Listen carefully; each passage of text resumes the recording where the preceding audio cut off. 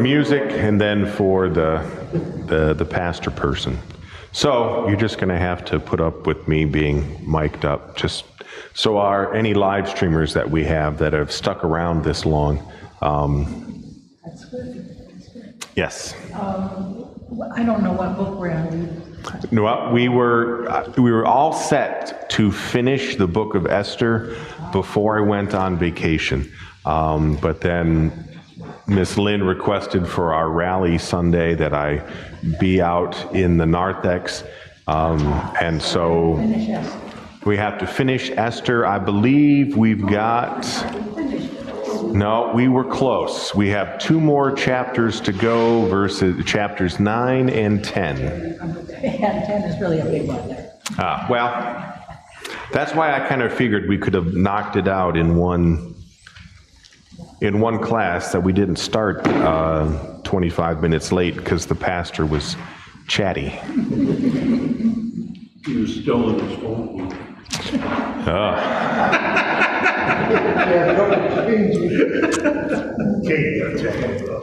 Yep.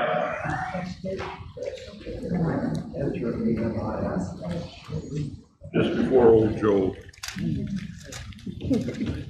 What part of Esther are we in? Chapters 9 and 10.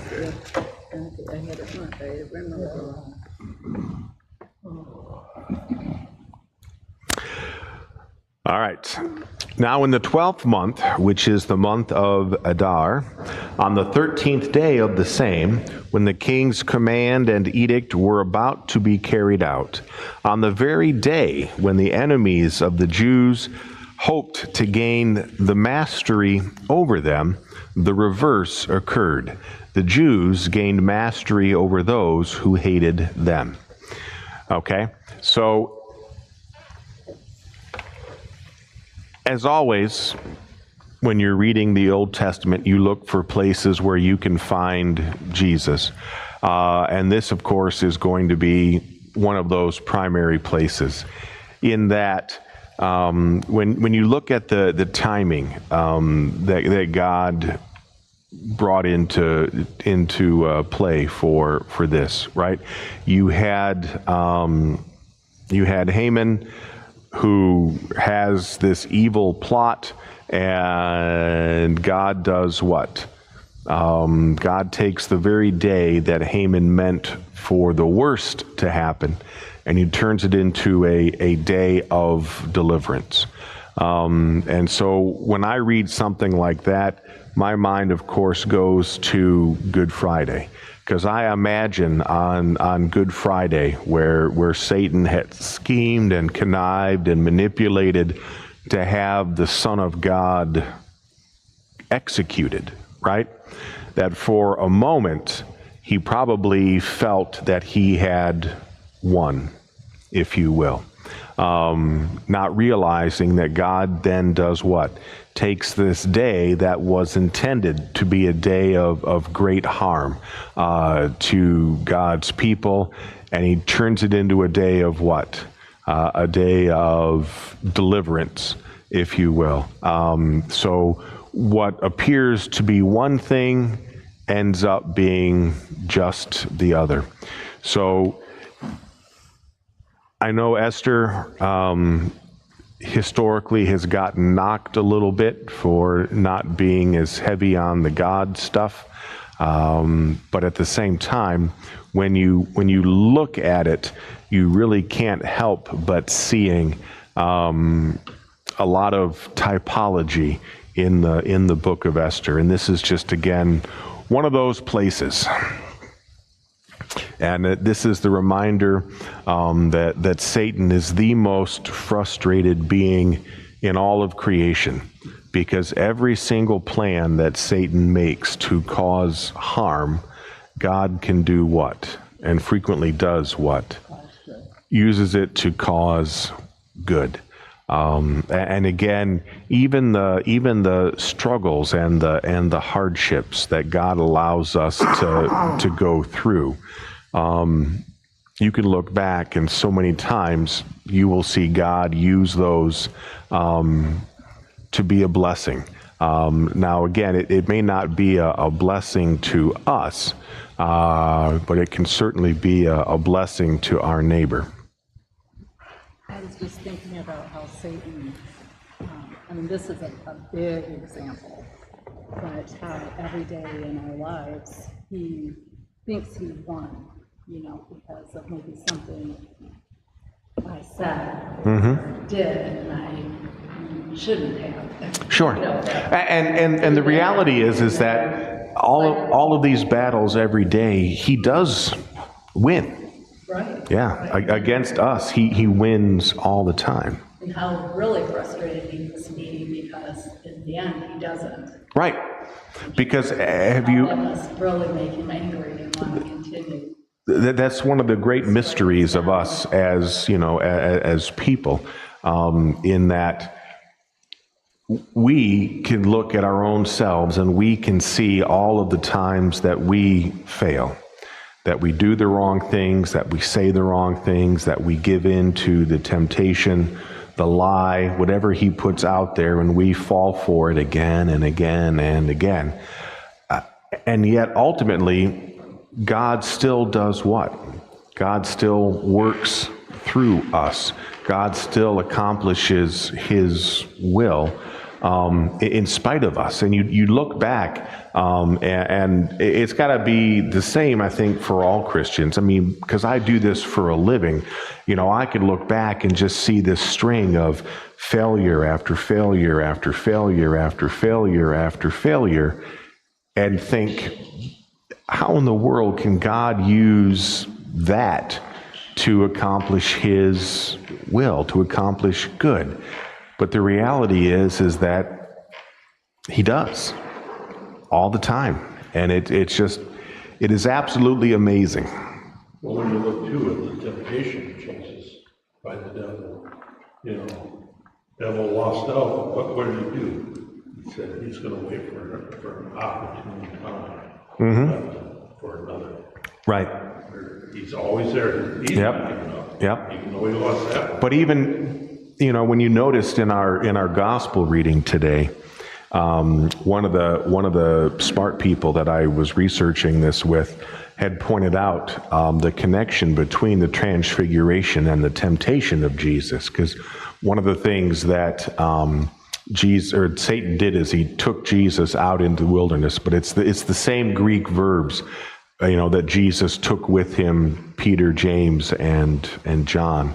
And then, Satan took Jesus up onto a high mountain, and it, specifies up onto a high mountain. And where does Jesus go for the transfiguration but on a high mountain? And then at the end where it says that, Satan left Jesus alone, same Greek word is used when, the disciples fall down in fear and Jesus walks up and touches them and they realize that he is alone. And you could think that is a coincidence, but, we know better. You see these connections to that temptation that Satan, of course, intended for evil and harm, right? And how God can take all of that and now use it for good. All right, the kings gathered in their cities throughout all the provinces of King Xerxes to lay hands on those who sought their harm. And no one could stand against them, for the fear of them had fallen on all the peoples. All right, now please remember that, again, the Jews in this instance are at a numerical inferiority. They are the less numerous people scattered throughout these provinces. And yet what happens? Even though the enemy is larger and greater, the enemy cannot what? Cannot lay a hand on them. And that, of course, is because why? Because they have the Lord is on their side, right? Now, this is important for you and I to remember as well, because remember when Moses sent in the 12 spies, right, into the promised land, and 10 of the 12 spies came back and said what? No way. No way. We can't do it. The walls are too high. The people are too scary. We're going to get slaughtered, right? They outnumber us. They're bigger than us. They're well fortified. Everything is going against us from what we see with our eyes. And yet, time and time again, what happened?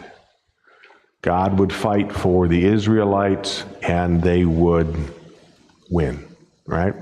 When they trusted in God, when they allowed God to do the work, they were victorious.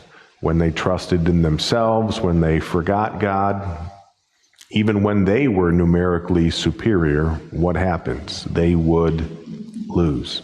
And so another example of God's faithfulness.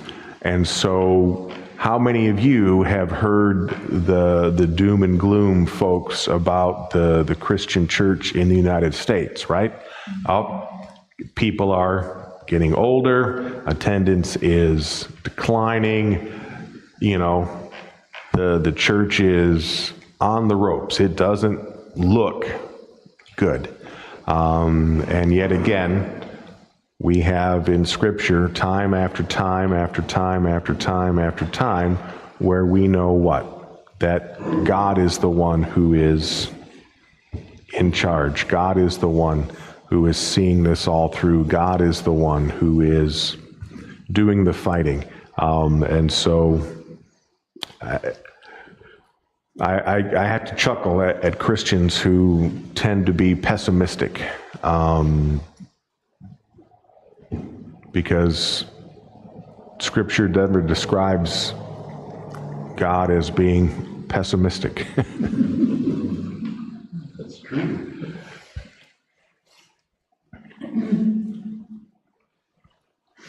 All right. All the officials of the provinces and the satraps and the governors and the royal agents also helped the Jews, for fear of Mordecai had fallen upon them. For Mordecai was great in the king's house, and his fame spread throughout all the provinces. For the man Mordecai grew more and more powerful.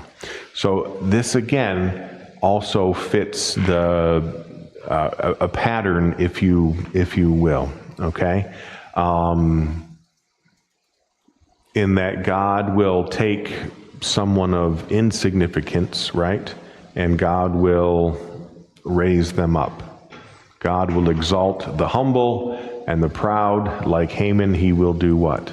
He will destroy.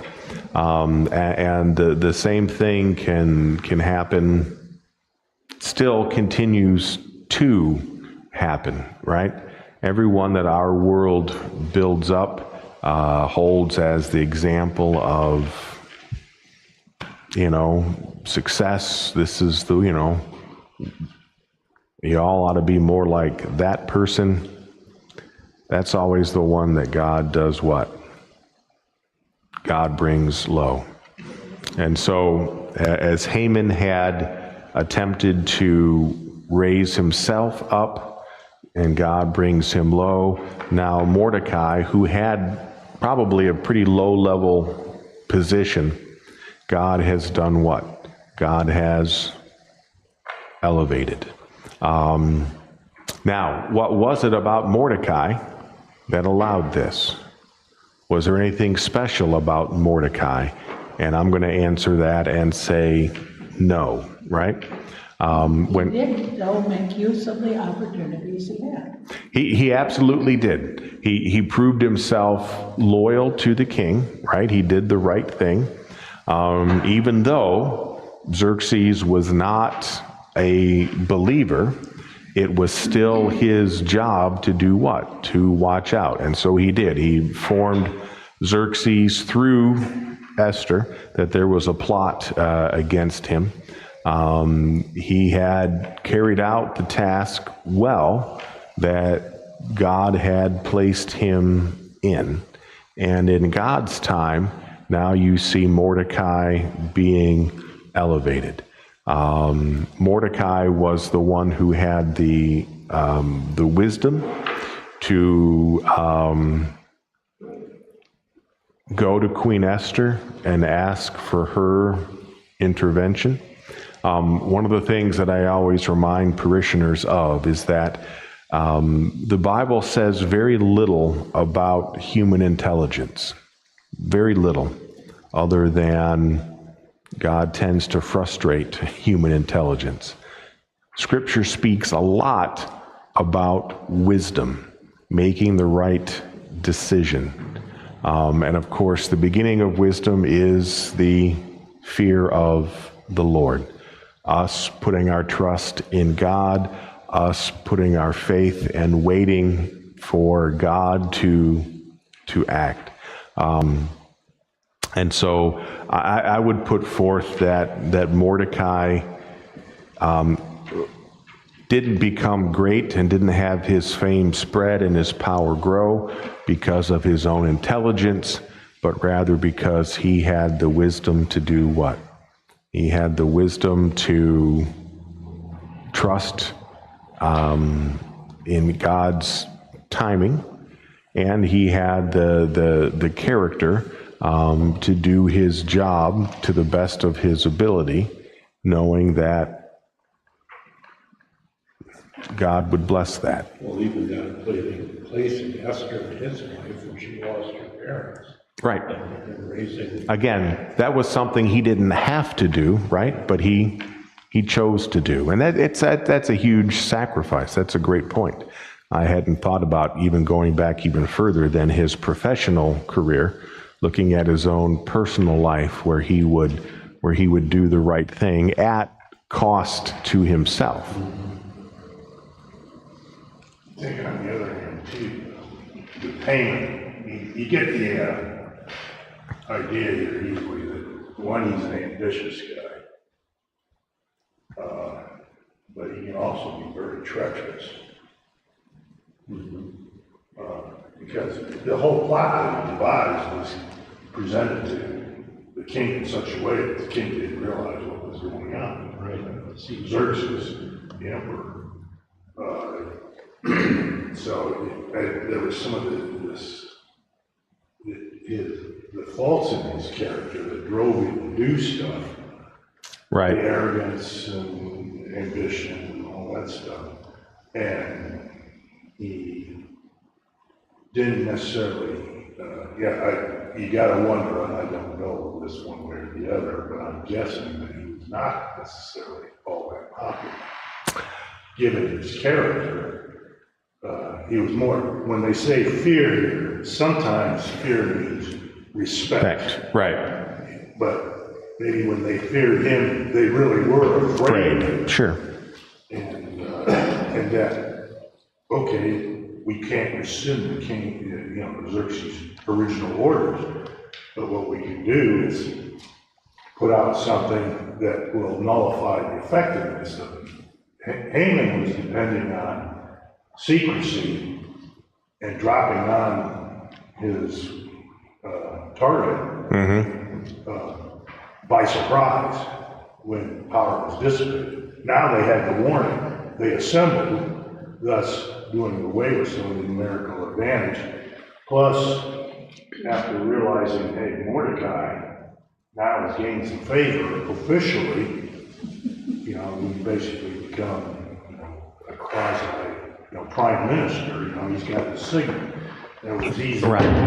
Makes the official, the order official. As Joseph was to Pharaoh, now Mordecai is to Then Xerxes. you've also got to wonder a little bit too, how energetically were some of these outer provinces, away from the power center. Right. How energetic were they in creating a disruptive nature within their structure? Their societal structure. They all, very readily, switch sides all of a sudden, assisted the Jews, thus nullifying a lot of the advantage that Haman was counting on to be able to be successful. I got a question, Kurt. When it says like fear and love the Lord, I substitute fear with revere. Is that not good? It's not bad. I would say that it's probably very difficult to put into English everything that goes into fearing the Lord. You know, because I mean, fear is indeed a part of it, right? Think about just our own gospel reading today, the Transfiguration. God speaks, and what happens to Peter, James, and John? Boom. You know, they are terrified. All right, they are absolutely terrified. Are they terrified because they're worried that God is going to squish them in an act of spite or malice? No, I don't think that's that kind of terrified. But it's just, you know, when Isaiah gets brought up to heaven and he's before the Lord and he says what? Woe is me. You know, that is Isaiah saying, I don't belong. I know my own sin. I've got this mountain of sin, and now I am before God. And I imagine for us, when we have to go before God and give an account of our life, even though we know how it ends, right? We know that God is going to look on us, and because of what Jesus did, we are going to be pardoned. We are going to be forgiven. But we know what we've done. Yes, yes. And even though we know the end of it, you still have this fear because you know it. And again, it's not fear of God in any kind of him being capricious or spiteful or whatever it might be. And so after we're then forgiven, you know, when we stand before him and after we're forgiven, I think we're going to have a different sense of fear, saying, you know, what kind of love is this that would look on my mountain of sin and still be able to forgive? You know, that is going to be in that same realm of emotion, but it's still part of that fear. So again, you do have this awe and this respect, reverence, absolutely, and I would say, and some fear, because even But fear is not necessarily afraid.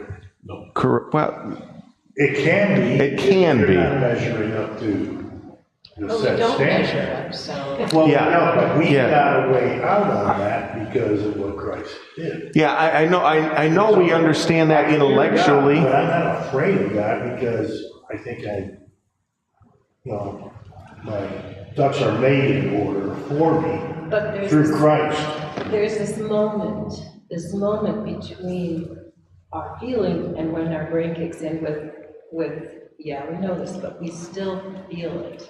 We still feel that. Yes, Jane, I'm with you, because even the angels who are so much lower than God, what happens when we human beings come across just a lowly angel? What do? Thump.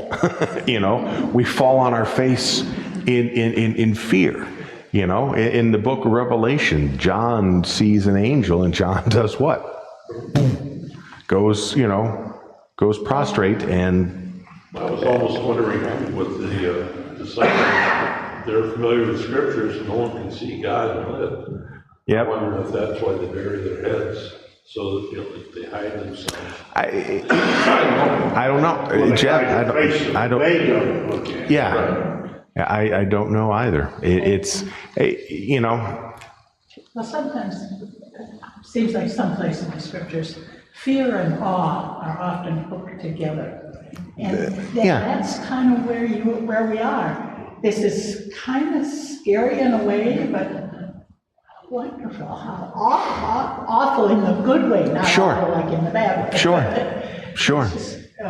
English is a very flexible language, and so they have a word in one case, you can tell means one thing, and yet you can also say it's another. So I don't find any difficulty in saying that fear and awe aren't the same thing, but there is fear, you know, in a way in which we use it usually. Right. I would say that's a part of it. It truly But is. you're frightened because of what you are, or what you could be if you don't do, or haven't had done for you. It's more, are we afraid for ourselves, not afraid of God? It's afraid. Because God can be a vengeful person. Well, we're going to read it. We're going to read in the next in the next sentence. You know, the Jews struck all their enemies with the sword, killing and destroying them, did as they pleased to those who hated them. In Susa, the citadel itself, the Jews killed and destroyed 500 men, and they also killed Parshandatha and Dalphon and Espatha and Paratha and Adalia and Aridatha and Parmashta and Erisai and Eridai. Those sound like twins. And Vaisatha, the 10 sons of Haman, the son of Hamadatha, the enemy of the Jews, but they laid no hand on the plunder.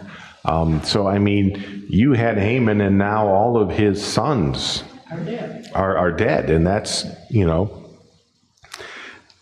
part of you wants to say, you know. And they aren't even satisfied with that. They go hang them up on the city wall. Yeah, well, That comes later. that comes later. You know, But they didn't steal. Yeah. So they were given a limited free hand. But right. it wasn't a, you know, just plunder, death and destruction. There wasn't plunder, they didn't take anything. Right. Haman's sons didn't have anything anyhow, but Malachi got it all. Well, yeah, he was given to Esther, who then turned it over. Yeah. Yeah. So this strikes me as, like, I mean, so I look back in chapter 8, because Esther asked that the Jews could defend themselves, not that they would be the aggressors. So are they doing all this in defense of themselves, or are they doing this as the aggressors? Because it sounds kind of like they're the aggressors, but Aggressive defense. it's told, we're told that they were asked that they could just defend themselves. I think that's what Esther asked for, but didn't Xerxes give more? It doesn't really say what the edict actually was. Well, it says in verse 11 of chapter 8, they were allowed to gather and defend their lives, to destroy, to kill, and to annihilate any armed force of any people or province that might attack them, children and women included, under their girdles. So might attack is pretty broad.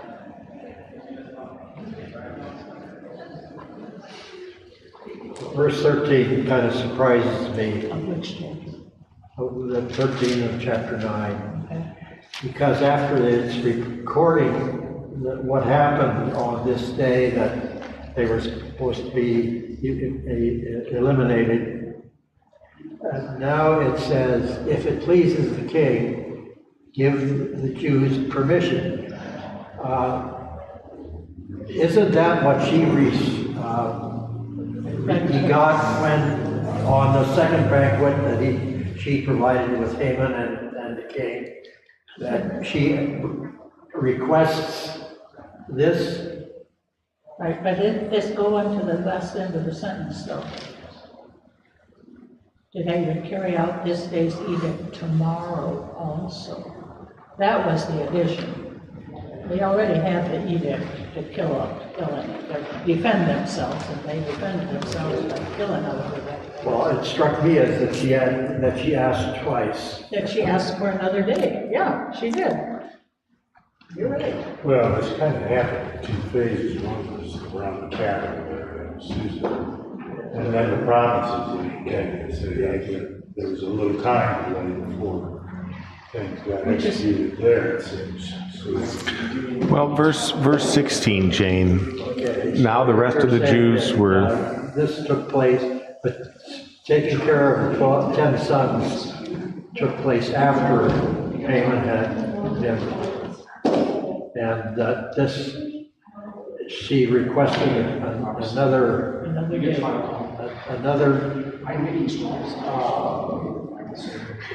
And then they were, getting rid of the rest of the family, as it were. yeah, this almost seems to be sort of recapitulation of Yeah, a well, detailed it could be that. of what progressed in that month of Adar throughout Susa and the provinces. So you're getting some repetition, maybe. Well, I'm sure it is. just plus one, too. Yeah, Yeah, it may not be exactly chronological. I mean, they talk about who got killed, and then they repeat it over that the 10 sons are going to be hanged on the gallows. Well, were they not hanged the first time? Maybe they were killed in some other way, and then they were hung up as display kind of thing. I don't know. It's, I didn't mean to put a damper on this, but I just so often feel that we get stuck on a definition of a word like fear, and we'll talk about that for 5-10 minutes and not get the rest of the story. and don't see how you can take what is said there, and if we just change the definition of a key word, which is not uncommon in the English language, we should not get worried about did this come first or that come first or any of those other things. In other words, I think we get hung up on stuff that is just, if you just put a little construction on it, it comes out the way we think that the Bible said it came out. And you should be at our church meetings.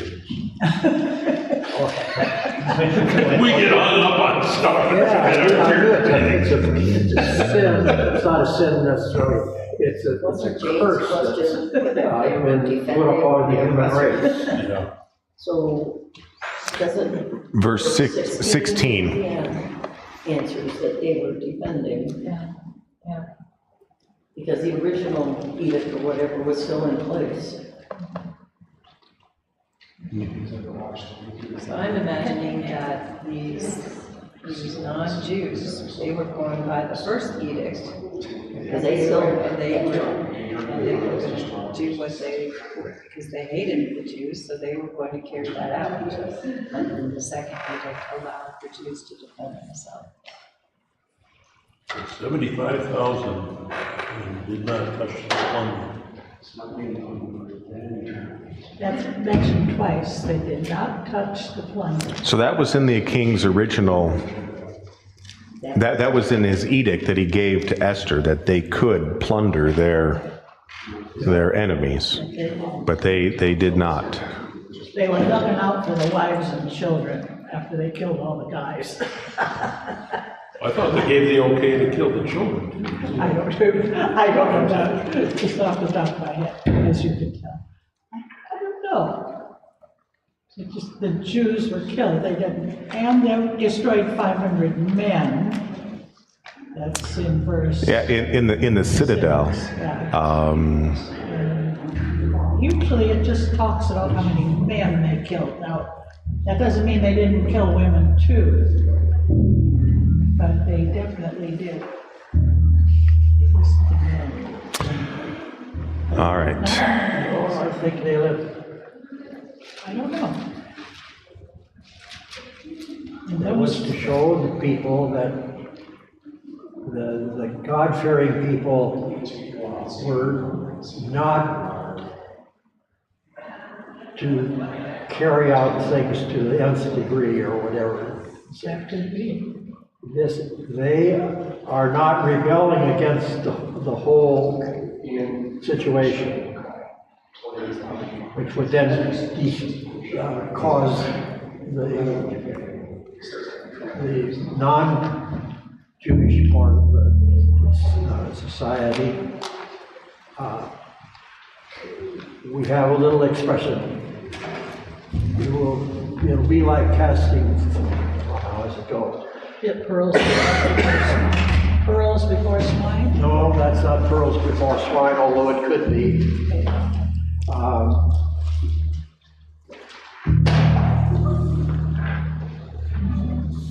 You'll be heaping coals of fire on their head. Yeah. That's the expression that I was thinking about.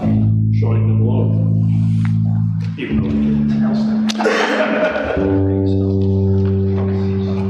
All right, folks. We didn't get very far. We did not. Well, there was a very good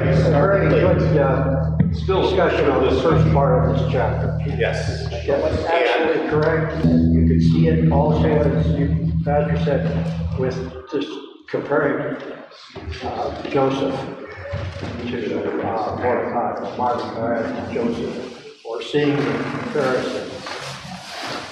Which is why I think they didn't take the plunder, because they knew that in the past, they took plunder and that didn't please the Lord. Well, And big trouble. they did take it from the Egyptians when God commanded them to. God commanded them not to take it from the people in the promised land, and that's where they disobeyed, and that's where they took the plunder. So it